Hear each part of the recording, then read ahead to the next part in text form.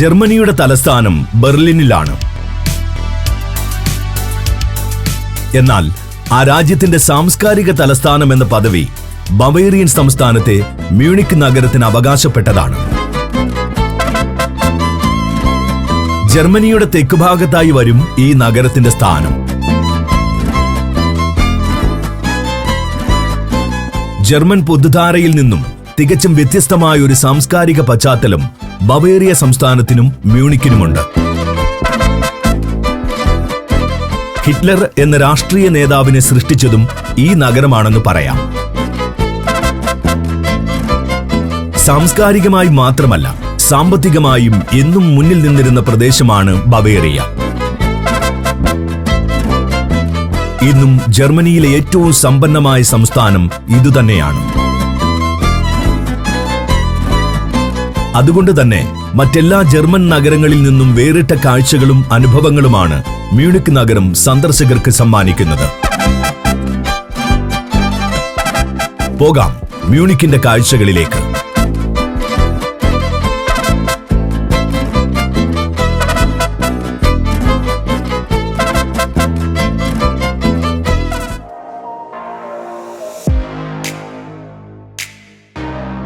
ഈ സിറ്റി ടൂറിൽ നാം എത്തുന്നത് മ്യൂണിക് നഗരത്തിലെ പ്രധാനപ്പെട്ട 10 ഡെസ്റ്റിനേഷനുകളിലേക്കാണ്. ആദ്യം ഫ്രൗൻകിർക്കെ കത്തീഡ്രൽ, തുടർന്ന് മരിയൻ പ്ലാറ്റ്സ്, അടുത്തത് ഹോഫ് ബ്രോ ഹൗസ്, പിന്നെ മ്യൂണിക് റെസിഡൻസ്, തുടർന്ന് ഒഡിയോൺസ് പ്ലാറ്റ്സ്, അടുത്തത് ഇംഗ്ലീഷ് ഗാർഡൻ, പിന്നെ BMW വെൽറ്റ്, തുടർന്ന് നിംഫൻബർഗ് പാലസ്. അവിടെ നിന്നും ഒക്ടോബർ ഫെസ്റ്റ്. അവസാനമായി ന്യൂഷാൻസ്റ്റൈൻ കാസിൽ.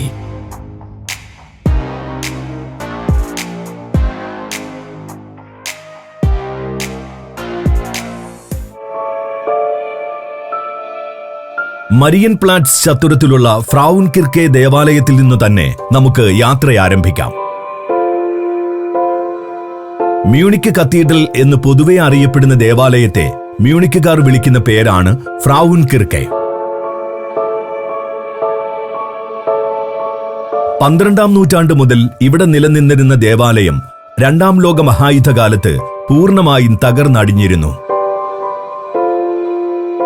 പിന്നീട് 1994 പുനരുദ്ധാരണം പൂർത്തിയായത്. ഇന്ന് ബവേറിയയിലെ ബിഷപ്പിന്റെ ആസ്ഥാനമാണിവിടം. മ്യൂണിക്കിലെയും ബവേറിയൻ സംസ്ഥാനത്തെയും ഏറ്റവും പ്രധാനപ്പെട്ട ദേവാലയവും ഫ്രൗൻകിർക്കെയാണ്. വലിപ്പമാണ് ഈ മന്ദിരത്തിന്റെ ശ്രദ്ധേയമായ ഘടകം. ലോകത്തിലെ ഏറ്റവും വലിയ ഹാൾ ചർച്ച് എന്ന സവിശേഷത മ്യൂണിക് കത്തീഡ്രലിനുണ്ട്. 98 മീറ്ററോളം വരും മുന്നിലെ ഇരട്ട ഗോപുരങ്ങളുടെ ഉയരം. ഗോഥിക് റിനൈസൻസ് ആർക്കിടെക്ചറിലുള്ള രൂപകൽപ്പനയിൽ അലങ്കാരങ്ങൾക്കും കുറവില്ല. പുറംകാഴ്ചയിലെന്ന പോലെ അതിവിശാലമാണ് ഉൾവശത്തെ പ്രാർത്ഥനാ ഹാളും. ദേവാലയത്തിന്റെ തെക്കൻ ഗോപുരത്തിൽ ഇപ്പോൾ ഒരു ഒബ്സർവേഷൻ ഡെക്ക് സജ്ജീകരിച്ചിട്ടുണ്ട്. മ്യൂണിക് നഗരത്തിന്റെ പനോരമിക് കാഴ്ചകളാണ് ഇവിടെ നിന്നുള്ള ആകർഷണം. ഇനി പോകേണ്ടത് മ്യൂണിക്കിന്റെ മാത്രമല്ല, ബവേറിയയുടെ തന്നെയും സാംസ്കാരിക ഹൃദയം എന്ന് വിശേഷിപ്പിക്കാനാവുന്ന ഒരു ചത്തുരത്തിലേക്കാണ്. മരിയൻ പ്ലാറ്റ്സ്. മ്യൂണിക്കിലെ ഓൾഡ് ടൗണിന്റെ കേന്ദ്രഭാഗം ഇതാണ്. 12ാം നൂറ്റാണ്ട് മുതൽ പ്രാധാന്യത്തോടെ നിലനിന്നിരുന്ന ചത്വരമാണിത്. രാജഭരണകാലത്ത് വിശേഷപ്പെട്ട ചടങ്ങുകളും പ്രഖ്യാപനങ്ങളും ഇവിടെ വെച്ച് നടത്തിയിരുന്നു. അതുകൊണ്ട് തന്നെ ബവേറിയയുടെ ചരിത്രവുമായി ഇഴചേർന്ന ബന്ധമാണ് ചത്തുരത്തിനുള്ളത്. വലിപ്പം കണക്കിലെടുക്കുമ്പോൾ മരിയൻ പ്ലാൻസ് താരതമ്യേന ചെറുതാണെന്ന് പറയാനാകും. എന്നാൽ സ്ക്വയറിന് ചുറ്റുമായി സ്ഥിതി ചെയ്യുന്നതെല്ലാം അതീവ പ്രാധാന്യമുള്ള സാംസ്കാരിക സ്ഥാപനങ്ങളാണ്. ടൗൺ ഹാളാണ് ഇതിൽ പ്രധാനം. റാതൌസ് എന്ന് പ്രാദേശികമായി അറിയപ്പെടുന്ന നഗരഭരണസിരാ കേന്ദ്രം. മനോഹരമായ രൂപകൽപ്പന കൊണ്ടാണ് ഈ മന്ദിരം ആകർഷകമാകുന്നത്. ഗോഥിക് റിവൈവൽ ശൈലിയിലുള്ള നിർമ്മിതി ശില്പങ്ങളും കൊത്തുപണികളും കൊണ്ട് അലങ്കരിച്ചിട്ടുണ്ട്. എന്നാൽ ടൗൺ ഹാളിനെ കൂടുതൽ വ്യത്യസ്തമാക്കുന്നത് ഒരു ക്ലോക്ക് ടവറാണ്. ഈ ടവറിൽ രാവിലെ 11 മണിക്കും ഉച്ചയ്ക്ക് 12 മണിക്കും വൈകിട്ട് 5 മണിക്കും പാവകളുടെ ഷോയും നടക്കാറുണ്ട്. 16-ാം നൂറ്റാണ്ടിൽ നടന്ന ഒരു സംഭവത്തെ ആസ്പദമാക്കി ഒരുക്കിയ ഷോയിൽ പലതരം പാവകൾ സംഗീതത്തിനൊപ്പിച്ച് കടന്നുപോകുന്നത് അതീവ രസകരമായ ഒരു അനുഭവമാണ്. ടൗൺ ഹാളിന് മുമ്പിലുള്ള മരിയൻ കോളമാണ് ഇവിടെ മറ്റൊരു കാഴ്ച.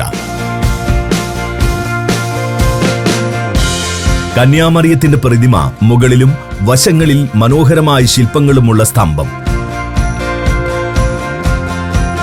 ഇതുകൂടാതെ പഴയ ടൗൺ ഹാളും ദേവാലയ മന്ദിരങ്ങളും അടക്കം നിരവധി നിർമ്മിതികൾ ഇവിടെ കാണേണ്ടതായുണ്ട്. ടൂറിസ്റ്റുകൾ ധാരാളമായി ഒത്തുകൂടുന്ന ഇടമെന്ന നിലയിൽ സ്ക്വയറിൽ നിലനിൽക്കുന്ന ആഘോഷത്തിന്റെ അന്തരീക്ഷവും ആസ്വാദ്യകരമാണ്. തെരുവ് കലാകാരന്മാരും പ്രച്ഛന്ന വേഷക്കാരുമെല്ലാം ചേർന്ന് ഇവിടം സജീവമാക്കുന്നു.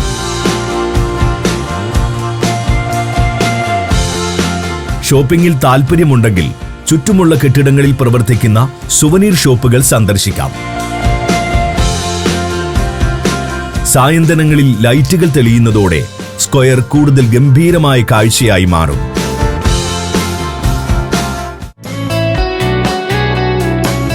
ഇനി കാണേണ്ടത് ഒരു വിശേഷപ്പെട്ട മദ്യശാലയാണ്. ഹോഫ്ബ്രോ ഹൗസ് എന്ന ബിയർ ഹാൾ. ഇതൊരു വെറും ബിയർ ഹൗസ് മാത്രമല്ല, മ്യൂണിക്കിലെ പ്രധാനപ്പെട്ട സാംസ്കാരിക കേന്ദ്രങ്ങളിൽ ഒന്നുകൂടിയാണ്. ഹിറ്റ്ലർ തന്റെ അനുയായികളോടൊപ്പം ഒത്തുകൂടുകയും ചർച്ചകൾ നടത്തുകയും ചെയ്തിരുന്ന ഇടം. ചുരുക്കി പറഞ്ഞാൽ ജർമ്മനിയെയും ഈ ലോകത്തെ തന്നെയും മാറ്റിമറിച്ച ആശയങ്ങൾ പ്രചരിപ്പിച്ചത് ഇവിടെ നിന്നാണ്.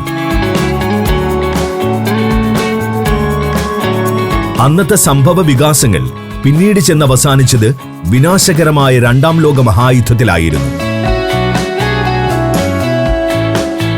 ഇതുമാത്രമല്ല ഹോഫ്ബ്രോ ഹൗസിന്റെ പ്രത്യേകതകൾ. 16-ാം നൂറ്റാണ്ട് മുതൽ ഇവിടെ ബിയർ ഹാൾ പ്രവർത്തിക്കുന്നുണ്ട്. അന്നത്തെ രാജാവ് മാക്സ്മില്യന്റെ നിർദ്ദേശപ്രകാരമായിരുന്നു തുടക്കം. 19-ാം നൂറ്റാണ്ടിൽ ലുഡ്വിഗ് 1 രാജാവ് ബിയർ ഹാൾ പൊതുജനങ്ങൾക്ക് തുറന്നുകൊടുക്കുകയും ചെയ്തു. മ്യൂണിക്കുകാരെ സംബന്ധിച്ച് ഇതൊരു ബിയർ ഹാൾ മാത്രമല്ല, ഒത്തുകൂടാനും സൗഹൃദം പങ്കുവെക്കാനുമുള്ള പബ്ലിക് പ്ലേസ് കൂടിയാണ്. കൂടെ ടൂറിസ്റ്റുകളും കൂടെ എത്തുന്നതിനാൽ ഹോഫ്ബ്രോ ഹൗസിൽ എപ്പോഴും നല്ല തിരക്കായിരിക്കും. മുൻകൂട്ടി ബുക്ക് ചെയ്താൽ മാത്രമേ ഇരിപ്പിടം ലഭിക്കുകയുള്ളൂ. പലതരം ബിയറുകൾ ഇവിടെ വിളമ്പുന്നുണ്ട്. വെറും ലഹരിയിൽ മാത്രം ഒതുങ്ങാതെ ഒരു സാംസ്കാരിക സ്ഥാപനമെന്ന നിലയിൽ ബിയർ ഹാളിനെ എങ്ങനെ മാറ്റാമെന്നതിന് ഏറ്റവും മികച്ച ഉദാഹരണമാണ് ഹോഫ്ബ്രോ ഹൗസ്. ഈ സ്മാരകം മ്യൂണിക്കിനെ ലോകത്തിന്റെ ബിയർ ക്യാപിറ്റൽ എന്ന വിശേഷണത്തിനും അർഹമാക്കിയിട്ടുണ്ട്.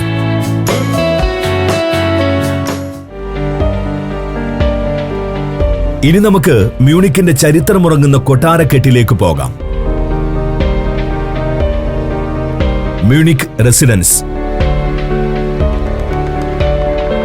14-ാം നൂറ്റാണ്ട് മുതൽ 1918-ൽ രാജഭരണം അവസാനിക്കും വരെ സജീവമായിരുന്ന ബൃഹത് സമുച്ചയം. നിരവധി മന്ദിരങ്ങൾ ഈ കോംപ്ലക്സിൽ ഉൾപ്പെടുന്നുണ്ട്. 10 നടുമുറ്റങ്ങൾക്ക് ചുറ്റുമായി ഇവ ക്രമീകരിച്ചിരിക്കുന്നു. പുറത്ത് ഹോഫ് ഗാർട്ടൻ എന്ന വിശാലമായ ഉദ്യാനവും കാണാനാകും. നിരനിരയായി മരങ്ങൾ വെച്ചുപിടിപ്പിച്ചിട്ടുള്ള ഗാർഡൻ ഒരു പബ്ലിക് പാർക്ക് പോലെയാണ്. മരങ്ങൾക്കിടയിലെ നടപ്പാതകളിലൂടെ നടക്കാനും വിശ്രമത്തിനുമായി നഗരവാസികളടക്കം ധാരാളം ആളുകൾ ഇവിടെ എത്തുന്നുണ്ട്. ഋതുക്കൾ മാറുന്നതിനനുസരിച്ച് നിറം മാറുന്ന മരങ്ങൾ ഇവിടെ ഒരു സവിശേഷ കാഴ്ചയാണ്. വളരെ ലളിതമായാണ് കൊട്ടാരത്തിന്റെ രൂപകൽപ്പന. രണ്ടാം ലോക മഹായുദ്ധത്തിൽ തകർന്ന ശേഷം കൊട്ടാരം പൂർണ്ണമായും പുനരുദ്ധരിച്ചിരുന്നു. ആഡംബരങ്ങൾ പരമാവധി ഒഴിവാക്കി പുതുക്കി പണിതതിനാൽ പഴയ ഗാംഭീര്യം കൊട്ടാരത്തിനില്ല. എങ്കിലും പഴമയുടെയും ആഢ്യത്വത്തിന്റെയും സൗന്ദര്യത്തിന് കുറവൊന്നും വന്നിട്ടുമില്ല. ഇതാണ് ഇപ്പോൾ മ്യൂണിക് റെസിഡൻസിനെ ആകർഷകമായ കാഴ്ചയാക്കി മാറ്റുന്നതും. നിലവിൽ ഒരു മ്യൂസിയമായാണ് കൊട്ടാരം പ്രവർത്തിക്കുന്നത്. ബവേറിയയുടെ സമ്പന്നമായ സാംസ്കാരിക ചരിത്രം ഇവിടെ വളരെ വിശദമായി അവതരിപ്പിച്ചിരിക്കുന്നു. മ്യൂസിയം പൂർണ്ണമായും കണ്ടു തീർക്കാൻ ഒരു ദിവസം വേണ്ടിവരും. ബവേറിയയെക്കുറിച്ച് കൂടുതൽ അറിയാൻ ആഗ്രഹിക്കുന്നുണ്ടെങ്കിൽ അനുയോജ്യമായ ഡെസ്റ്റിനേഷനും ഇതുതന്നെയാണ്. മാക്സ് ജോസഫ് സ്ക്വയർ ആണ് കൊട്ടാരത്തിനടുത്ത് സന്ദർശിക്കേണ്ട മറ്റൊരിടം. മ്യൂണിക്കിന്റെ കലാകേന്ദ്രമായ നാഷണൽ തിയേറ്റർ സ്ഥിതി ചെയ്യുന്ന ചത്വരം. റോമൻ ശൈലിയിൽ കൊറിന്ത്യൻ തൂണുകളോട് പണികഴിപ്പിച്ചിട്ടുള്ള മനോഹര നിർമ്മിതിയാണിത്. ലോകപ്രശസ്തരായ കലാകാരന്മാരുടെ പ്രകടനങ്ങൾ ഇവിടെ പതിവായി അരങ്ങേറുന്നുണ്ട്. നിങ്ങളുടെ സ്വപ്നത്തിലെ ആ യാത്രയ്ക്കായി ഇനി ഒരുങ്ങാം. യൂറോപ്പിന്റെ ഹൃദയഭൂമിയിലൂടെ 13 ദിവസത്തെ സഞ്ചാരം. പ്രമുഖമായ 10 രാജ്യങ്ങളിലൂടെയുള്ള യാത്ര. ഫ്രാൻസിലെ പാരീസ് എന്ന സ്വപ്ന നഗരം. ഈഫൽ ഗോപുരത്തിന് മുകളിൽ നിന്നുള്ള കാഴ്ചകൾ. ബെൽജിയത്തിലെ അറ്റോമിയവും നഗരചത്തുരങ്ങളും. നെതർലാൻഡ്സിലെ സുന്ദര ഗ്രാമങ്ങളും ടുലിപ്പ് ഗാർഡനുകളും. ജർമ്മനിയിലെ ബ്ലാക്ക് ഫോറസ്റ്റും റൈൻ റിവർ ക്രൂസും. സ്വിസ് ആൽപ്സിലെ ഹിമപർവ്വതങ്ങൾ. അതിനു മുകളിലേക്കുള്ള കേബിൾ കാർ യാത്ര. ലിച്ചൻസ്റ്റൈൻ എന്ന ആൽപൈൻ രാജ്യം. ഓസ്ട്രിയൻ ഗ്രാമഭംഗി. സ്ലൊവേനിയയിലെ പ്രകൃതി അത്ഭുതങ്ങൾ. ഇറ്റലിയുടെ ചരിത്ര നഗരങ്ങളായ വെനീസും പിസയും ഫ്ലോറൻസും റോമും. പിന്നെ വത്തിക്കാനും അവിടുത്തെ സെന്റ് പീറ്റേഴ്സ് ബസിലിക്കയും. സഞ്ചാരത്തിന്റെ സൂപ്പർ ഹിറ്റായി മാറിയ ഈ യാത്രയിൽ പങ്കെടുക്കാൻ ഉടൻ തന്നെ വിളിക്കുക. ഫോൺ 75919 66600.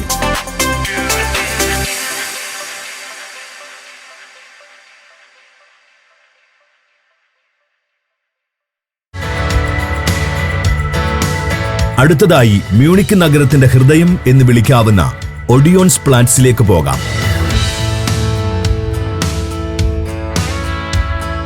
ജർമ്മൻ ഭാഷയിൽ പ്ലാറ്റ്സ് എന്നാൽ ചത്വരം എന്നാണ് അർത്ഥം.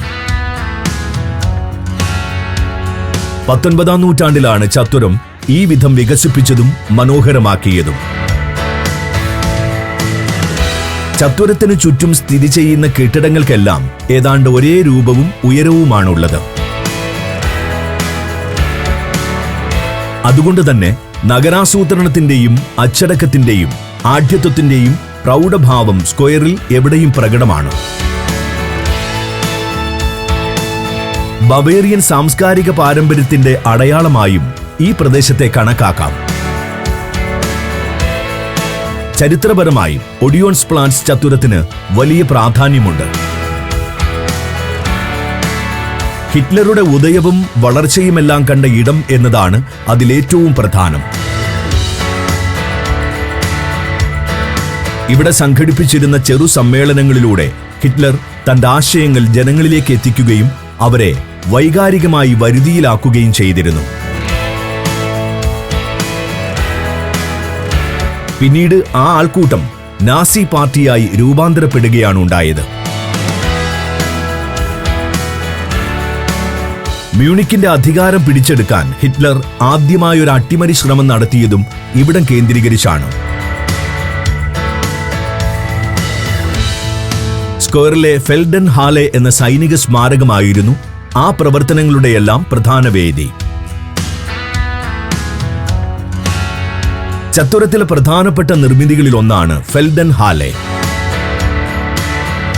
നെപ്പോളിയന്റെ പടയോട്ടം തടയാൻ ബവേറിയൻ സൈന്യം നടത്തിയ ചെറുത്തുനിൽപ്പിന്റെ സ്മരണാർത്ഥം പണികഴിപ്പിച്ച സ്മാരകമാണിത്.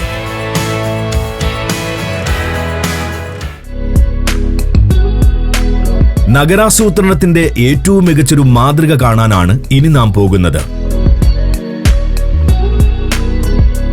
ഇംഗ്ലീഷ് ഗാർഡൻ എന്ന വിശാലമായ പബ്ലിക് പാർക്ക്. 1000 ഏക്കറോളമാണ് ഉദ്യാനത്തിന്റെ വിസ്തൃതി. ലോകത്തിലെ ഏറ്റവും വലിയ അർബൻ പാർക്കുകളിൽ ഒന്നെന്ന പ്രത്യേകതയും ഇംഗ്ലീഷ് ഗാർഡനുണ്ട്. 18-ാം നൂറ്റാണ്ടിൽ രാജഭരണകാലത്തായിരുന്നു പാർക്കിന്റെ നിർമ്മാണം.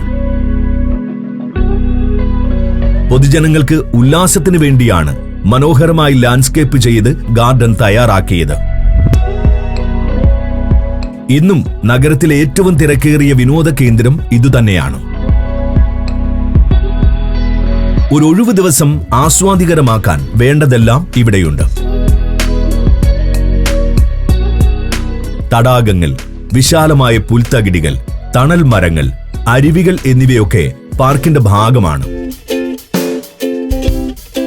ടൂറിസ്റ്റുകളെ സംബന്ധിച്ചിടത്തോളം കാഴ്ചകൾ കണ്ടുകൊണ്ട് പാർക്കിലെ നടപ്പാതകളിലൂടെ നടക്കുകയെന്നതാണ് പ്രധാന ആക്ടിവിറ്റി. നിരവധി പവലിയനുകൾ പാർക്കിൽ പലയിടങ്ങളിലായി പണി കഴിപ്പിച്ചിട്ടുണ്ട്. ചില പവലിയനുകൾക്ക് സമീപം ബിയർ ഗാർഡനുകളും പ്രവർത്തിക്കുന്നു. ചൈനീസ് പഗോഡയ്ക്ക് ചുറ്റുമായുള്ള ബിയർ ഗാർഡനാണ് ഇതിലേറ്റവും വലുത്. പാർക്കിലെ കുത്തിയൊലിച്ചൊഴുകുന്ന അരുവിയിൽ സർഫിംഗുമാകാം. വേനലിൽ അരുവിയും ചുറ്റുമുള്ള പുൽമേടുകളും ഒരു ബീച്ചിൽ എന്ന പോലെ നഗരവാസികൾ നിറയുന്ന ഇടങ്ങളാണ്. മഞ്ഞു വീണുറയുന്ന ശൈത്യകാലത്തും ഗംഭീരമാണ് പാർക്കിന്റെ കാഴ്ചകൾ. സ്ലെഡ്ജിംഗ് പോലെയുള്ള വിന്റർ ആക്ടിവിറ്റികൾ അപ്പോഴിവിടെ ആസ്വദിക്കാനാകും.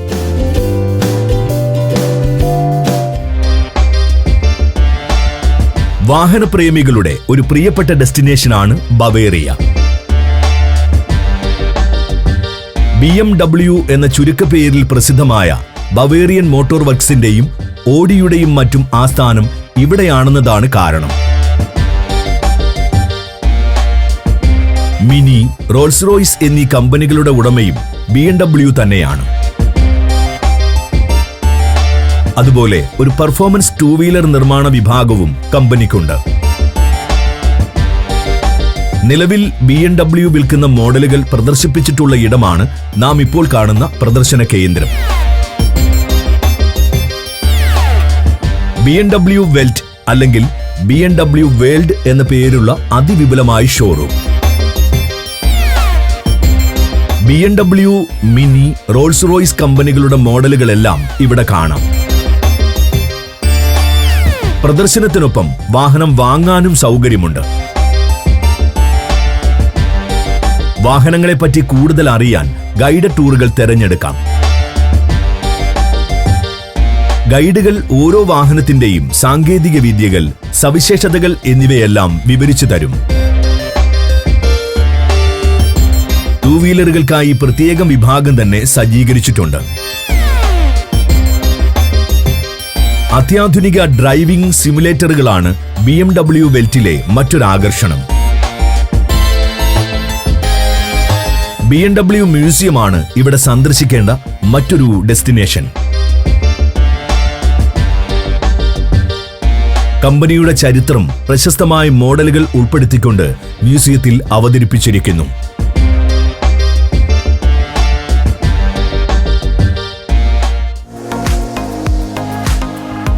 അടുത്തത് മറ്റൊരു കൊട്ടാരമാണ്, നിംഫൻബർഗ് പാലസ്. ബവേറിയ ഭരിച്ചിരുന്ന രാജാക്കന്മാരുടെ വേനൽക്കാല വസതി. ബറോക്ക് ശൈലിയിൽ 17-ാം നൂറ്റാണ്ടിൽ പണികഴിപ്പിച്ച കൊട്ടാരം. ആദ്യ കാഴ്ചയിൽ വലിപ്പം കൊണ്ടാണ് ഈ സൗധം നിങ്ങളെ അത്ഭുതപ്പെടുത്തുക. 632 മീറ്റർ വരും മുൻഭാഗത്തെ നീളം.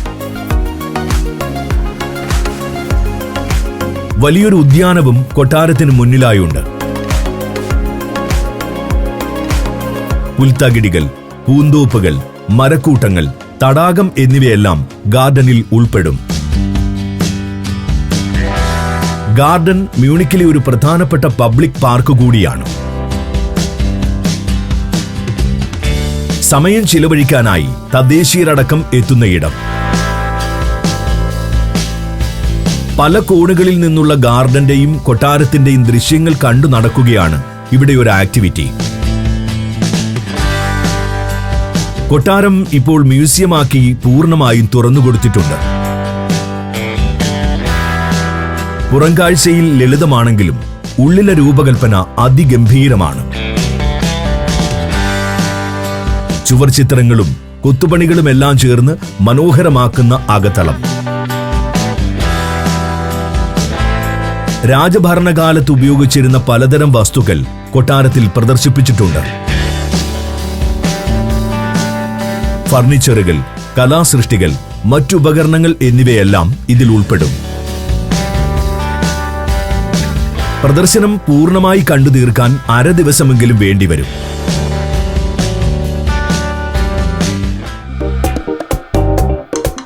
ഇനി പോകുന്നത് ഒക്ടോബർ മാസത്തിൽ മ്യൂണിക്കിലെത്തിയാൽ പങ്കെടുക്കേണ്ട ഒരു ഫെസ്റ്റിവൽ കാണാനാണ്. ഒക്ടോബർ ഫെസ്റ്റ് എന്നറിയപ്പെടുന്ന ബിയർ ഫെസ്റ്റിവൽ. 12-ാം തീയതി മുതൽ 2 ആഴ്ച നീണ്ടു നിൽക്കുന്ന വൻ ആഘോഷം.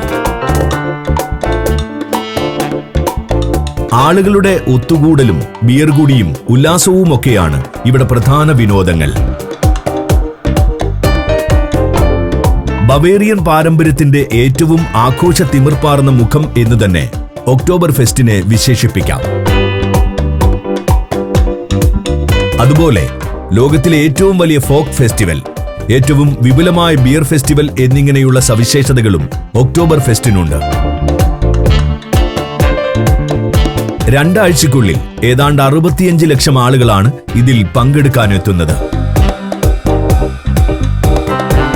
അതിൽ പകുതിയും വിദേശികളാണെന്നതാണ് മറ്റൊരു പ്രത്യേകത.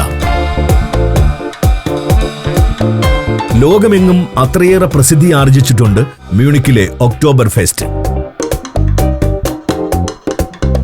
ഒക്ടോബർ ഫെസ്റ്റിന് വേണ്ടിയുള്ള തയ്യാറെടുപ്പുകൾ മാസങ്ങൾക്ക് മുൻപേ തുടങ്ങും.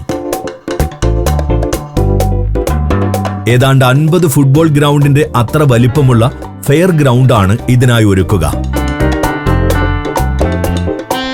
അതിൽ വലിയൊരു ഭാഗവും താൽക്കാലികമായി തയ്യാറാക്കിയ ബിയർ ഹാളുകളായിരിക്കും. 10,000 പേരെ വരെ ഉൾക്കൊള്ളാനാവുന്ന വമ്പൻ ഹാളുകൾ. ഇതെല്ലാം ഒരുക്കുന്നത് ജർമ്മനിയിലെ പ്രമുഖ ബിയർ കമ്പനികളാണ്. വൈകുന്നേരമാകുന്നതോടെ ഇവിടേക്ക് സന്ദർശകർ പ്രവഹിച്ചു തുടങ്ങും. ബിയർ ഹാളുകൾക്കുള്ളിൽ കാലുകുത്താൻ പോലും ഇടമുണ്ടാവില്ല. ബവേറിയക്കാർ തങ്ങളുടെ പരമ്പരാഗത തുകൽ വസ്ത്രങ്ങൾ അണിഞ്ഞാണ് എത്തുക. തുടർന്ന് ബിയർ രുചിക്കുകയും ആടുകയും പാടുകയുമെല്ലാം ചെയ്യും. ബിയറുമായി വിൽപ്പനക്കാർ അടുത്തെത്തുമ്പോൾ അപ്പോൾ തന്നെ പണം കൊടുത്തു വാങ്ങുകയാണ് ചെയ്യുന്നത്. പലതരം ഭക്ഷണങ്ങൾ വിൽക്കുന്ന കിയോസ്കുകളാണ് ഇവിടെ മറ്റൊരാകർഷണം. ആകാശ ഊഞ്ഞാൽ പോലെയുള്ള വിനോദങ്ങൾ, സുവനീർ ഷോപ്പുകൾ എന്നിവയും ഫെയർ ഗ്രൗണ്ടിൽ പലയിടങ്ങളിലായി കാണാം.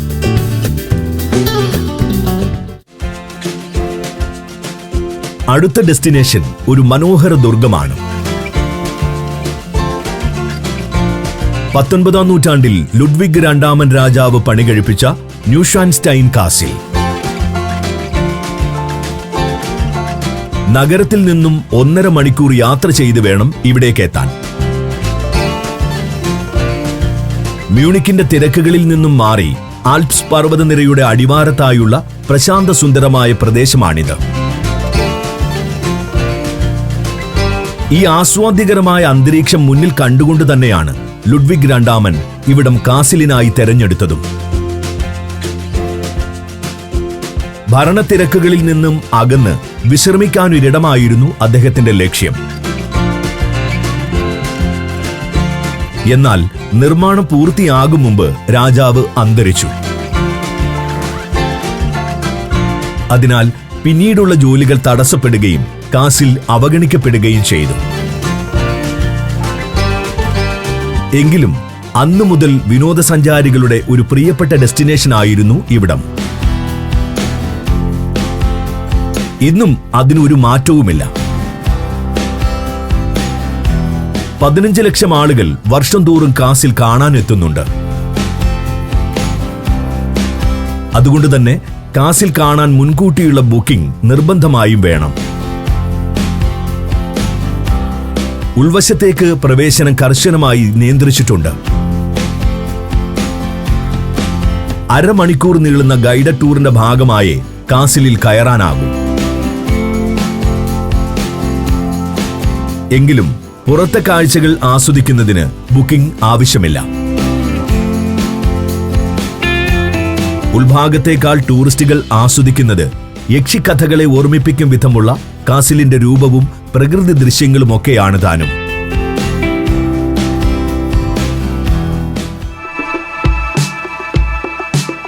ജർമ്മൻ നഗരമാണെങ്കിലും പൊതുധാരയിൽ നിന്നും മ്യൂണിക് സാംസ്കാരികമായി എത്രമാത്രം വേറിട്ട് നിൽക്കുന്നുവെന്ന് ഈ യാത്രയിൽ നിങ്ങൾക്ക് മനസ്സിലായിട്ടുണ്ടാകും. സാംസ്കാരികമായി മാത്രമല്ല, ഭൂപ്രകൃതി കൊണ്ടും കൂടി മ്യൂണിക്കും പരിസര പ്രദേശങ്ങളും ടൂറിസ്റ്റുകൾക്ക് വ്യത്യസ്തമായ അനുഭവങ്ങളാണ് സമ്മാനിക്കുന്നത്. അതുകൊണ്ട് തന്നെ ജർമ്മനിയിലെ ഏറ്റവും തിരക്കേറിയ ടൂറിസ്റ്റ് ഡെസ്റ്റിനേഷനുകളിൽ ഒന്നുകൂടിയാണിവിടം.